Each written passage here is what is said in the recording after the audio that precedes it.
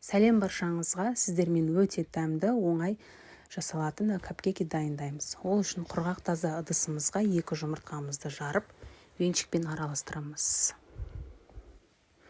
Оның үстінен 7-8 ас қасық құмшекер қосып, оны да қанты ерігенше жақсылап араластырып аламыз.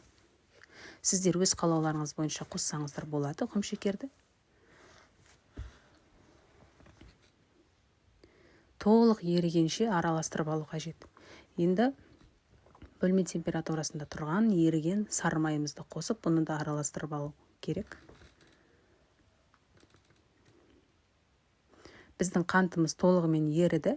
Енді жылы бөлме температурасында тұрған жылы сүтімізді құйып, бұны да араластырып аламыз.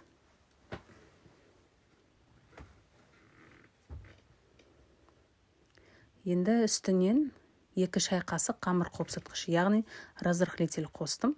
Және үстінен ұн, қажетінше ұн қосамыз.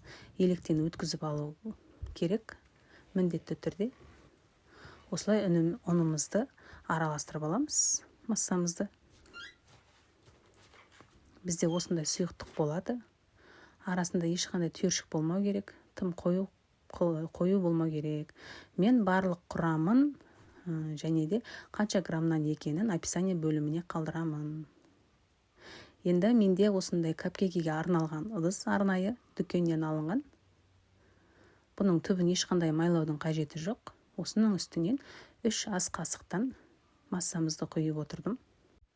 Ыдысымыздың жартысымен құйып отыру керек. Толтырмай құямыз, өйткені піскен кезде көтеріледі.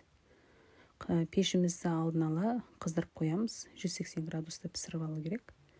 180 градуста жарты сағатта пісіріп шығады. Оның піскенін шпажка арқылы біліп отырамыз. Енді кремімізді дайындаймыз. Ең алдымен салқын болып тұрған кілеге, яғни сливкиді құямыз. Менде 33%.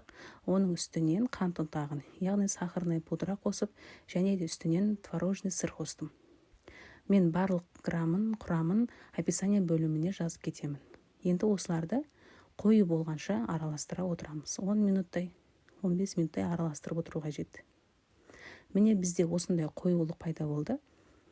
Креміміз өте әдемі шықты, тәттісі де өзіне лайықты. Егер бұдан да тәтті болатын десеңіздер, қант ұнтағын көбірек қосасыздар. Енді арнайы осындай мешок алдын ала дайындап алдым, және осындай насадка түрімен сәндеп шығамыз. Кремді мешоктың ішіне салып, осылай енді капкейкилардың бетін сәндеп әрлеп шығу керек.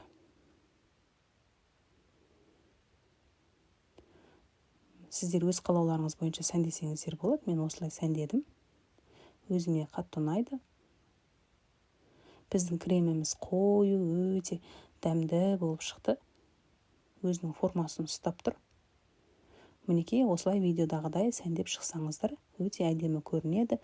Дастарханда сәнін келтіретін пирожныйлардың бірі, әрі қолжетімді. Алдын ала барлығын осылай кремдерді құйып дайындап алдым.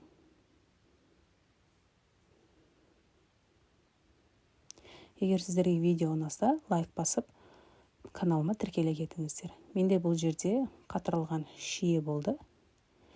Соны мұздатқыштан шығарып, кішкене ертіп алдым да, осылай бетін сәндеп қойдым. Және де осындай неше түрлі сәндеуіштермен сәндесеңіздер болады. Басқа да жеміс түрлерін пайдалансаңыздар болады. Жасап көріңіздер. Сіздерге кеңес беремін. Өте әдемі, дастарханның сәнін ашатын, қонақ келгенде ұялмай қоятын пирожныйлардың бірі. Ас болсын.